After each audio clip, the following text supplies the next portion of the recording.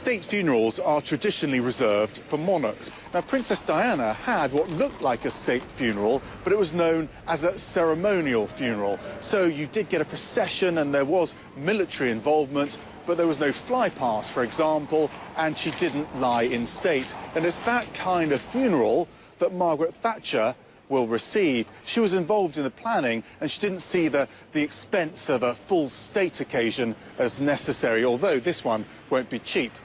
So what will happen? Well, her body will be kept here in Westminster overnight. Then on Wednesday morning, her coffin will be driven up the road, around Trafalgar Square and into the Strand.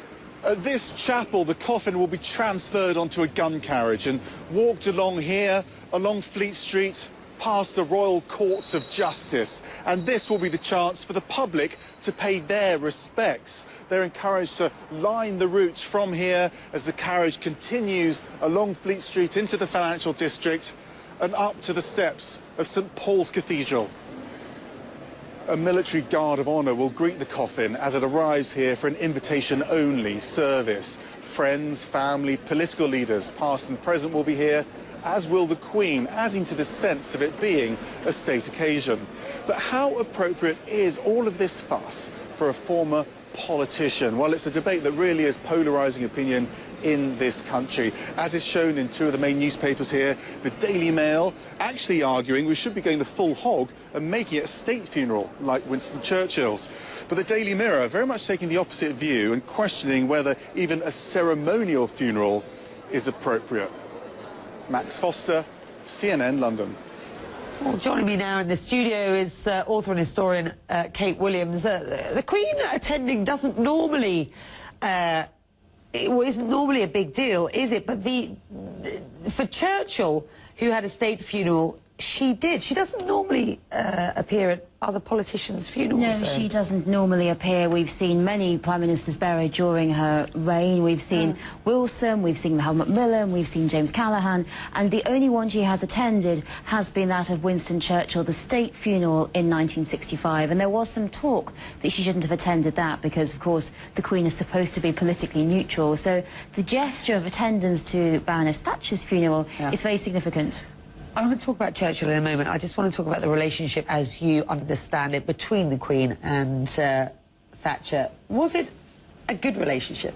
Well, there's been lots of rumours that it was a rather prickly relationship. I mean, they're very close in age. There's only 6 months between them. And there's a lot of similarities between them. Both of them had to kind of beat down this very sexist male world in which they found themselves in the 50s. And both of them had to forge their way through and try and find a way of creating an image that was both motherly and also political and also powerful. But Mrs. Thatcher always felt that the Queen was a little bit to the left. Oh! She apparently said the Queen is the sort of lady to vote SDP, which is obviously beyond the pale, beyond the pale. Beyond the pale. Social Democrats, yes. So she thought the Queen was a little bit too left-wing. That's brilliant. Listen, there is a real national debate on this funeral. There was, you know, Thatcher herself was very, very divisive, as we know, and some don't think there should even have been anything like the sort of ceremonial event that we are going to see. As I say, it's not a state funeral. It is, though, a ceremonial one. Will there be any concern by the royal family that they are getting involved in something which is the funeral of somebody that has so polarised this country?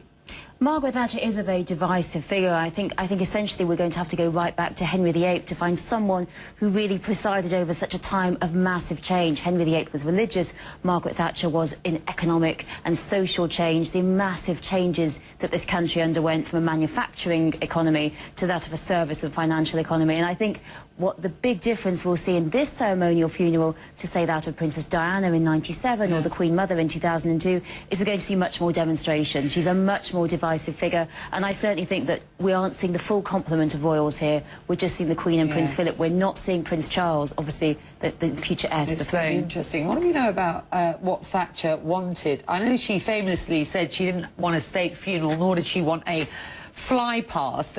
you know, if she wasn't really interested in any sort of big occasion, is this a waste of money?